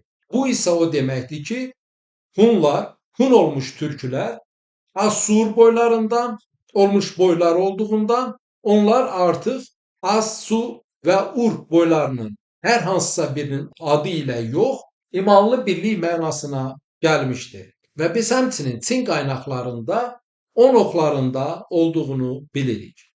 Bəziləri düşünür ki, burada olan ox sözü sıradan oxu bildirir.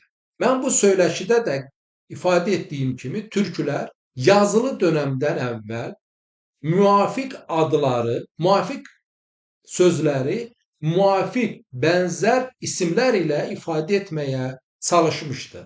Və elə bu səbəbdən də yaradan mənasına gələn ök sözü və yayın atdığı ox sözü fonetik olaraq bənzər olduğundan daha sonra türklər hakimiyyəti ifadə etmək üçün yayı, kamanı simvollaşdırmışdı və yayın atdığı oxlar isə həmin kama, həmin xana tabi olan boyları ifadə etmişdi. Yəni dolayısıyla hakimiyyət damğası olan yay, kaman və ox və həmçinin ök-on, yəni Tanrıya inananların, imanlıların birliyi mənasına gəlmişdi. Və beləliklə Hun sözü ök-on, imanlılar birliyi mənasına gəlir. İmanlı birlik mənasına gələn Hun sözü və hakimiyyəti ifadə edən yay, kaman və ox damğası paralel işlənmişdi. Və daha sonra bu Hun sözü həm Hun olaraq, həm Hunların birliyi mənasında Kuman olaraq və həmçinin M-B keçidi ilə qıpçaq olaraq qarşımıza çıxır. Geriyə qalan yeganə sual isə qıpçaq sözünün sonundakı caq hissəsidir. Bu caq hissəsi açıq söz kökü ilə mi bağlıdır, yoxsa sak sözünün fonetik dəyişimidir? Hun, sak, Hun və sak birliyi deməkdir. Qanzaq şəhərində olduğu kimi düşünməyə dəyər. Beləliklə biz atlı türk boylarının atlı çoban kültürü formalaşdırdığını və bu kültürün özlüyündə at, araba, şalvar, çadır kimi o dövrün ən üstün texnologiyasını özündə yaşatdığını görürük. İndi gəlin görək bizim bu dediyimiz sözlərin etimoloji təhlili nədir? Qısaca ilk əvvəl dış oğuz adını nəzərdən keçirək. Artıq qeyd etdiyim kimi bəziləri düşünür ki, buradakı dış oğuz daş oğuz deməkdir. Xeyr, buradakı dış oğuz kənar oğuzlar deməkdir. Dış sözü demək ilk dildə itti, ayrılma, qırılma kökü və issi ayrılma kökünün birləşməsindən dis sözü formalaşmışdı. Biz bundan dis, ayağın hərəkət edən hissəsi kimi qarşı tərəfi göstərən sinə mənasına gələn döş sözünün olduğunu, daş, daşqın və dışarı sözünün olduğunu görürük. Həmin dış sözü Hind-Avropa dillərində kənar mənasına gələn söz önünə çevrilmişdi. Buna ən bariz nümunə kimi like, dislike misal göstərə bilərik. Və indi görək, atı kimlər kəşf edib? Biz at sözünə baxışdan görürük ki, at sözü iki səslidir və türk dilindədir. Yaxşı, at sözü hansı kökdəndir? Böyük əksəriyyət dilçilər düşünür ki, at sözü atmaq, atılmaq kökündəndir. Əslində at sözü it, öt kökündəndir. İlk dildə I səsi ayrılma, qırılma, hərəkət bildirir və o T səsi ilə birləşərək it, itmək, itələmək sözünün də köküdür və həmçinin bu kökdən ötmək sözü var. Hansı ki günümüzdə maşın ötməsi, zaman ötməsi mənasına gələn sözü də işlədirik. Yəni dolayısıyla it, itələmək, ötmək və at sözü eyni kök olmuşdu. Daha sonra türklər fleksiya edərək bu sözləri biri-birindən fərqləndirməyə çalışmışdı. Bu arada qeyd edim ki, demək dillər, kök dillər, flektiv dillər və iltisaqi dillərə bölünür. Flektiv dillər o deməkdir ki, sözlər içindən dəyişir. Lakin biz türk dilində də ilk dövrdə sözlərin biri-birindən fərqlənməsi üçün saytlərdə fleksiya qanununun olduğunu görürük. Mən bunu kitabımda geniş formada təhlilini vermişəm. Yəni dolayısıyla it, ötmək və at sözü eyni kökdür və türklər it kökündən bunu ilk dildə fleksiya edərək saytlərini fərqləndirib ki, daha sonra it dedikdə itələməyi başa düşsün, öt deyəndə saytı dəyişib ki, onun nəyisə ötüb keçməsini başa düşsün və A səsinlə onu deyib ki, başa düşsün ki, bu at heyvanını nəzərdə tutur. Və biz ərəb dilinə baxdıqda burada atın dab və sözü ilə ifadə olunduğunu görürük. Yəni indi düşünün, türklər iki səsli sözdən bir at sözünü formalaşdırır, bu ərəblərdə isə üç samit səs kökü ilə formalaşıb. Və fars dilində bu səmənd və ya demək raş kökü ilə bağlıdır. Demək biz fərqli dillərə baxdıqda, məsəl üçün ingilis dilində atın horse olaraq deyildiyini görürük. Bu horse sözü bizim dilimizdəki koş sözü ilə eyni kökdür. Biz qaçmaq mənasında dediyimiz koş sözü ki var. Həmin koş sözünü biz üzr istəyirəm ifadəmə görə eşşəklərə hərəkət etdirərkən istifadə edirik. Hoş deyilən ifadə ki var. Həmin o söz daha sonra ingilis dilində horse sözünə çevrilibdir. Artıq bu türklərdən Hind-Avropa xalqına mı keçib, yoxsa bunlar eyni söz kökü olub, daha sonra bunu ayrıca istifadə edib, bu ayrıca təhlil olunmalı, düşünülməli, müzakirə olunmalıdır. Biz Çuvaş dilinə baxdıqda, Çuvaş dilində atın laş formasında ifadə olunduğunu görürük. Çuvaş dilində at mənasına gələn laş sözü Türk dillərində istifadə edilən ulaşmaq sözündən fərqli bir söz deyil. Və rus dilində at mənasına gələn loşad sözü də, Suvaş dilində at mənasına gələn laş və türk dilində at mənasına gələn at sözünün birləşməsindən loş at kimi qarşımıza çıxır. Bəziləri iddia edir ki, türklərdə rəhli at mənasında alaş deyilmişdir. Lakin biz yalnız indi müəyyənləşdirdik ki, demək ki, türk dilində ulaşmaq mənasına gələn kökdən suvaşlar və bəzi türklər laş sözünü demişdi və bu laş sözü ola bilsin ki, hansısa bir at növünün məxsusi adına çevrilmişdir. Yəni buradakı laş sözü rəng ilə yox, hərəkət ilə bağlıdır. Və araba sözü. Demək, araba sözü iddia olunur ki, denilən etimoloji təhlil kitabını açıb oxuyası olsaz, görərsiniz ki, orada qeyd edirlər ki, araba sözü Hind-Avropa dilindən aiddir və sanskritcədə rada deyilən bir söz var. Dəqiq müəyyənləşdirilib ki, bu həmin Hind-Avropa dilinə aiddir. Lakin araba sözünün Hind-Avropa dillərindən türk dilinə hansı formada keçməsi isə qeyri-müəyyəndir deyirlər. Qəribə səslənmirmi? Araba sözü 100% əmindirlər ki, Hind-Avropa dilinə aiddir, lakin o türk dilinə hansı formada keçib bu qeyri-müəyyəndir. Demək ki, araba sözünün Hind-Avropa dilinə aid olması ilə bağlı bunlar tarixdən, keçmişdən bir müqavilə alıb, Petsadı möhrü üstündədir, lakin türk dilinə nə cür keçib o sənəd gəlib çatmadığından o hissəni dəqiq bilmirlər. Düzmü deyirlər? Demək, mən ilk dilin kökəni ilə bağlı tam geniş təhlil aparmışam, bütün səslər üzrə feillərin tam təhlilini aparmışam və burada irri kökü və ibbi kökü, ayrılma, qırılma, hərəkət kökü olan iki fərqli kök birləşib, bir kökündən apar sözü formalaşıb. Hansı ki, biz dilimizdə indi deyik, nəyinsə daşınması mənasında o söz işlədirik, aparmaq. Və həmin aparmaq sözündə səsi düşərək par var sözü var. Hansı ki, günümüz Türkiyə türkcəsində varmaq hansısa yerə çatmağı nəzərdə tutur. Azərbaycanın bir çox dialektində və Qazaq dialektində varmaq hansısa yerə çatmağı bildirir. Misal üçün filan yerə vardım və ya filan yerə varıb getdim kimi. Və Orxan Yenisey yazıtlarında hansısa yerə çatma demək olar ki, yalnız var sözü ilə işlənmişdir. Məsəl üçün Bilgə Xaqan Gültəkin öz ordusu ilə hansı əraziyə çatır, bütün bu ifadələr mən ordumla filan yerə vardım kimi işlənmişdir. Həmin ipir kökünün tərs kombinasiyası olan rip kökündən biz araba sözünün olduğunu görürük. Və araba sözü ilə eyni fonetik kökə malik olan ingilis dilində arrive sözü də çatmaq mənasına gəlir. Və artıq qeyd etdiyim kimi dilçilər iddia edir ki, biz araba sözünü kimlərdən salmışıq. Niyə? Çünki o dövr üçün arabanın kəşfi indiki kosmosa pek uçurulmasına bərabərdir.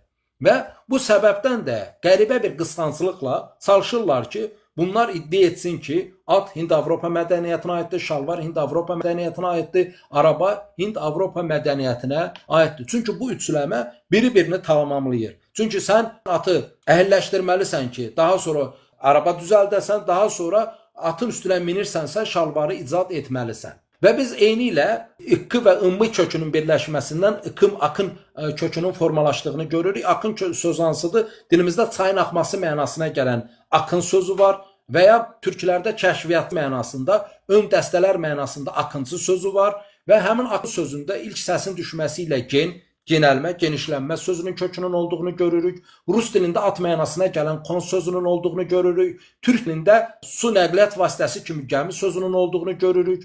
İngilis dilində davam etmək mənasına gələn continue sözünün olduğunu görürük. Və həmin kon sözündə, gen sözündə, akın sözündə n-nın nıqılaşması ilə, sağır niyyət çevrilməsi ilə biz sual işarəsi olan hangi sözünün yarandığını görürük. Daha sonra bu hangi də qının sılaşması ilə o hansı sözünə çevriləcək, hanı sözünə çevriləcək və eyni ilə həmin kan da n-nın nıqlaşması ilə biz kank sözünün araba mənasına gəldiyini görürük. Hansı ki, Çin yazılarında kanklı, arabalı türklər mənasında işlənən sözün olduğunu görürük. Demək ki, biz türk dilində həm araba, həm kank formasında iki fərqli sözün araba mənasına gəldiyini gördük. Ümumiləşdirdik ki, türklər iç və dış türklərə ayrılıb.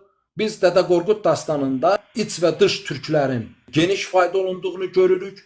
Biz həmçinin Sisakan sözünün iç saklar mənasında, Sasber sözünün iç subar türkləri mənasına gəldiyini gördük. Və müəyyənləşdirdik ki, türklər eyni anda oturaq türklər, arançı türklər və köçəri türklər formasında eramızdan əvvəl 5-ci, 4-cü minillikdən son minilliyə qədər yaşamışdı və türklərin köçəri olması onların düşmən işğalından qaçmasına və həmçinin digər yerli türklər arasında daim hərəkətdə olması səbəbilə türk kültürünü, kimliyini, dil təkamülünü, dilin itməməsi kimi səbəblərə gətirib çıxarmışdı. Suallar var.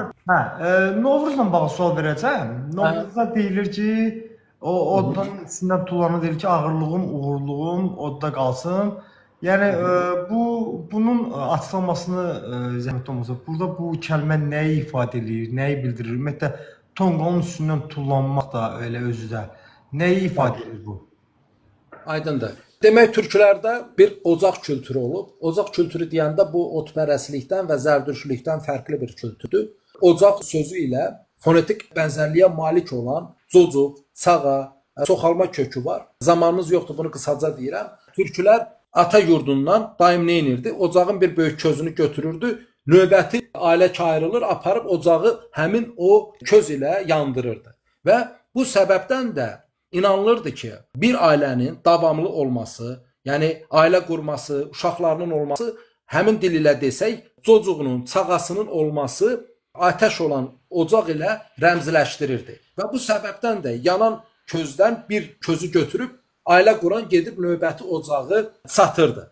Və bu səbəbdən də bir qarğış var, deyirlər ocağın sönsün. Ocağın sönsün nədir? Demək ki, bir atanın yurdundan artıq onun közündən götürüb, aparıb yeni ailə quracaq kimsəyə qalmasın deməkdir. Həmçinin ateş, ocaq türklərdə arınma vasitəsi idi. Düşünülürdü ki, ocaq pis qüvvələri qovur. İnsanlar demək, baharın gəlməsini, martın 21-də günəşin oyanmasını, yəni Naruzu rəmzləşdirərək göstərərkən ocağın üstündən atılaraq qeyd edirdi ki, ağrım və ağırlığım ocağa. Lakin daha sonra bu fonetik dəyişim ilə bilərəkdən və ya bilməyərəkdən ağırlığım, uğurluğum ocağa kimi deyilmişdi. Və hər kəs bunu o formada dediyindən mən də ağız alışqanlığı olaraq zaman-zaman, məsəl üçün Novruz deyirəm, çünki dərslikdə, rəsmi yerlərdə bu cür danışdığımızdan, məsəl üçün Novruz yox, Novruz deyirik və ya ağırlığım, uğurluğum oxuduğumuzdan ağırlığım, uğurluğum deyirik. Lakin sual yaranır ki, insan niyə uğurunu ocağa atsın? Məsələ buradadır ki, burada uğurdan getmir. İnsanın bir ağrısı var, bir ağırlığı var. Yəni əski türk dilində bu iki ayrı fərqli anlayışdır. Ağrı, yəni can ağrısı, bədənin ağrısıdırsa, ağırlıq isə sənin bütün bildiyin problemlərdir. Yəni əski türk dilində ağırlıq dedikdə bu günümüz problem sözünə qarşılıq gəlir. Və qədimdə insanlar ocağın üstündən atılanarkən deyirdi ki, ağrım və ağırlığım ocağa. Və daha sonra bu ağrım, uğurluğum kimi yazılmış və bu formada təhlil olunmuşdur. Çilə bars dilindədir. Ümumiyyətlə çilə 40 deməkdir. Maraqlı sualdır Hüseyn qardaş. Bəziləri deyir çilə sözü fars dilində olan sözdən götürülüb və 40 deməkdir. Qeyd edim ki, fars dilində 40 zəhər deməkdir. Əgər nərtaxta oynayırsınızsa, zahar sözü var. Yəni həmin o köklə uyğun sözdür. İndi sən zaharın üzünü, başını döyük, görüm o çilə sözünə necə çevrilir. Və ya cəhəl sözü, yəni fars dilində 40 olan söz çiliyə necə çevrilir. Və bu arada qeyd edim ki, biz qışı hansı aylarla deyirik? Böyük çilə, kiçik çilə və boz ay. İndi fikir verin. Sağ ol. İndi fikir verin. Böyük çilə deyəndə, əgər bu çilə 40-dırsa, böyük çilə nədir? Böyük çilə elə türklərdə 40 gündür. Yaxşı, bu böyük çilədirsə, yanında belə çıxır, böyük 40. Növbəti ay 20 gün olur. Buna da deyirlər türklər kiçik çilə. Nə olur? Bu da olur kiçik 40. Məntiqə uyğun gəlir. Yenə deyirəm də hər şey farslaşdırmaqla deyil. Və növbəti də boz aydır. Bir fikir verin. Demək burada bir məntiq var və bu məntiqə əsasən türklər deyir ki, bir böyük çilə var. Sonra deyir ki, bir kiçik çilə var və ondan sonra da o nədirsə o bozlaşır olur boz çilə. İlk dildə ç səsi ilə u saitinin birləşməsindən utsu kökündən yuxarı və onun ziddi aşağı mənasına gələn söz və həmçinin işıq və onun ziddi kimi aşağı qaranlıq mənasına gələn söz kökünün olduğunu görürük. Və biz uççu kökündən dilimizdə çal sözünün olduğunu görürük və əski türk dilində açal, çal sözü işıq, isti, yuxarı mənasına gəlmişdi. Filankəsin saçı çallanıb. Məsəl üçün mənim saçım çallanıb, yəni ağarıb. Yəni qədim dildə isti, işıq, ağ sözləri biri-birini xarakteri olan sözlərdir. İndi dil təhlilini danışmırıq. Yəni bax o çal sözü həm yuxarını bildirir, həm işığı bildirir. Və onun ziddi kimi olan çal sözündən bizim dilimizdə çöl sözü var. Yəni düz, aşağı mənasını bildirir və eyni ilə çil sözü qara və ya qış mənasına gəlir. Əski türk dilində demək çil sözü qış mənasında da işlənib və tünd, aşağı və ya tünd mənasında işlənib. Məsəl üçün ləkəli toyuğa nə deyirlər? Çil-çil toyuq. Və bir insanın üzündə ləkələr olanda nə deyirsən? Çil-çil. Və bu çil nədir? Demək yuxarının aşağısıdır. Qısaca deyim, məsəl üçün qor sözü əski türk dilində həm yuxarını bildirir, həm işığı bildirir. O qor sözündən ziddi kimi aşağını bildirən quru sözü var və həmçinin işıqsızlıq mənasına gələn qara sözü var. Aydındırmı? Qor sözü hansı ki qəlbimə qor düşdü sözünün kökündə olan, hansı ki xoruz sözünün kökü olan. Bax qor sözü, ukur, qor sözü yuxarını bildirir. Onun ziddi mənasında quru sözü aşağını bildirir. Qara sözü onun işığın ziddi olan qaranı bildirir. Və eyni məntiqin ziddi kimi də uçul, çal sözü yuxarını bildirir. Çil sözü isə aşağını, soyuğu bildirir. Çox təəssüf ki, vaxtımız yoxdur. Qarşıda bunu geniş formada deyərəm. Dolayısıyla buradakı böyük çilə, böyük qış deməkdir, böyük soyuq deməkdir. Kiçik çilə, kiçik qış deməkdir. Və artıq boz ay nədir? Nə qışdır, nə yazdır. Boz aydır. Bunu ifadə edir. Dolayısıyla çil çıraq da qış çıraq demək deyil. Çil çıraq işıqlı çıraq deməkdir. Üçüncü bir sualımız Rəşad bəy, sonuncu sualımız. Türkiyə Novruz bayramına qarşı münasibət niyə soyuqdur? Aydındır, tez-tez mənə də səsləndirirlər. Deyirlər, əgər Novruz bayramı Türk bayramıdırsa, niyə Türkiyədə bu soyuq keçirilir? Novruz bayramına soyuqluq İslamın qəbul etməsi ilə paralel baş vermişdir. Yəni Səlcuqlu zamanında biz Novruzun sarayda qismən keçirildiyini görürük, zaman-zaman Osmanlıda keçirildiyini görürük. Lakin daha sonraki dönəmlərdə, məsəl üçün Osmanlıda əxlik təşkilatı var. Zamanla bu pozulur. Əxlik təşkilatı bir türk təşkilatı idi. Eyni ilə görürük Osmanlıda türk atributlarından, türk simgələrindən və türklüyün özündən uzaqlaşma baş verir. Və Osmanlı Novruz bayramından uzaqlaşmışdı. Atatürk dönəmində Cümhuriyyəti qurduğu ilk dönəmdə Novruz bayramını keçirtdiyi bəllidir. Ondan sonraki dönəmlər isə ayrıca təhlil olunmalıdır. Amma biz Türkiyədə qəribə bir kəsiyin olduğunu görürük. Yəni onlar nə qədər türkçülükdən danışsa da, nə qədər bozqurt dərnəkləri olsa da, onların türk tarixinin böyük bir hissəsini itirdiyini görürük. Bu xüsusi səbəblər demək türklərdə sünni türklər ilə qızılbaş türklər arasında baş verən ayrılma səbəblərini, yəni müəyyən atributları qızılbaş türklər yaşatdığından artıq Osmanlı dönəmində bir dövlət siyasəti kimi müəyyən şeyləri görməzdən gəlib. Yoxsa necə bu geniş danışıla bilər. Amma mən çalışıram bunu üstü örtülü keçim ki, belə deyək, qardaş Türkiyənin xətrinə dəyməsin. Amma bir şey deyim. Burada mənə elə gəlir ki, kimisə xətrinə dəyəsi bir şey yoxdur. O videonu da yəqin ki, videonun arxasına da qoyaram. Çox qəribədir. Türkiyədə bir veriliş qarşıma çıxdı. Qədim Türk yeməkləri adı ilə bir verilişdir. Cavan 25-30 yaşında oğlan qızlı oturub biri onlara təqdim eləyir. Təsəvvür elə bizim yuxa dediyimiz, bəzi dialektlərdə fətir dediyimiz çörəyi ona təqdim eləyir o digər oğlan qıza. Təsəvvür elə bunlar yuxanın nə olduğunu bilmir. Bugün Azərbaycanın istənilən rayonuna gedəsi olsan, həmin yuxanın bişirildiyini, quru halında üst-üstə yığılıb saxlandığını, sonra su çilənərək yumşaldılıb yeyildiyi bəllidir. Bu Türkiyədə bu kültür itib. Yəni bunlar bu çörəyin nə olduğunu bilmir. Və ya məsəl üçün Azərbaycanda bir çox bölgədə qurut var. Qatıq nehrədə çalxalanır, ondan ayrılan yağ var, bir də digər hissəsindən qurut düzəldir. Həmin o qurut daha sonra suda əridilərək xəmir yeməklərinin və digər yeməklərin üstünə tökülərək yeyilir. Və köçəri türklər də təbii ki, qurutdan daha çox istifadə edirdi. Çünki qurut daha uzun müddət qalır. Hətta illərlə qala bilir. Təsəvvür elə ki, bunlar həmin qurudun nə olduğunu bilmir və onu təqdim eləyən yoldaş da onlara o qurudu quru formada verir ki, alın dadına baxın. Yəni indi düşünün. Bir fətiri, bir yuxanı, bir qurudu, bilməyən bir Türkiyə gəncliyi var və bu hadisələr heç bir siyasi maraq daşımır. Bu siyasi maraq daşımayan belə 1000 illik kültürü bunlar itiribsə, burada Novruzun digər siyasi məqsədlərlə itirildiyi və unudulması şübhə doğurmamalıdır, mənə elə gəlir. Bəli, Rəşid bəy, çox sağ olun, təşəkkür edirik. Canlı yayıma gəldiniz, bu növbəti söyləşini etdiniz bizimlə. Bir daha sizə təşəkkürümü bildirirəm. Növbəti söyləşilərdə görüşərik. Hər kəsə Sağ ol. təşəkkür edirəm. Şöyle koyayım. Kerebiç mi bu? Sert bir hamur mu? Kireç taşı mı bu ne? Bayağı sert. Kırmalı bir şey bu. Sabuk kokuyor kız. Ne kokuyor? Peynir kokuyor. Bu bir peynir arkadaşlar ama kurutulmuş bir peynir. Şimdi arkadaşlar bu yiyeceğin adı kurut. Kurut. Kurut Çok peynir. yaratıcı Aynen, olmuş. gerçekten. Peyniri kurutuyorsun kurut. Çok tuzludur bu. Kokuyor. Oha taş gibi lan bu. Bunu suyla yumuşatmadan mı ısıracağım ben? Şimdi arkadaşlar bir bilgisi var. Kurut Göktürkler dönemi yani 6. yüzyıl ve öncesine kadar uzanıyormuş. Kurut o dönem yolculuk esnasında kolay taşımak ve bozulmayı önlemek için yapılmış. Kışın suyla abi yumuşatılarak çorba ve yemek yapımında da kullanılıyormuş. Mantıklı aslında. Yani Ya bunlar peynir hep şu ana kadar gelen her şey sürekli olarak hareket halinde olan bir toplum. Ya şunu bir ısıt be kardeşim Evet be. ya. Arkadaşlar kuru yufka. Kuru yufka ne ya? Evet. Yufka. Ne yapacağım burada çıt çıt kırıp yulaf mı yiyeceğim? Evet. Ah. Ha. Çiğ bu. Yufka ekmeği ilk yazılı kaynaklarımızdan olan Orhun yazıtlarında yuyuka olarak bahsedilmekteymiş. Yani Göktürkler döneminde yufka ekmeğinin tüketildiğini gösteriyormuş bu da. Çok iyi. Tüketileceği zaman hafif suyla ve ısıtılarak yumuşatılabiliyormuş. Bu bize geldi bu arada hem sertti. Kas katı bir şeyler. Biz suyla bunu yumuşattık bu hale geldi yani. Yine bir kurutma. Ha, Yine bir kurutma var. ömrünü uzat.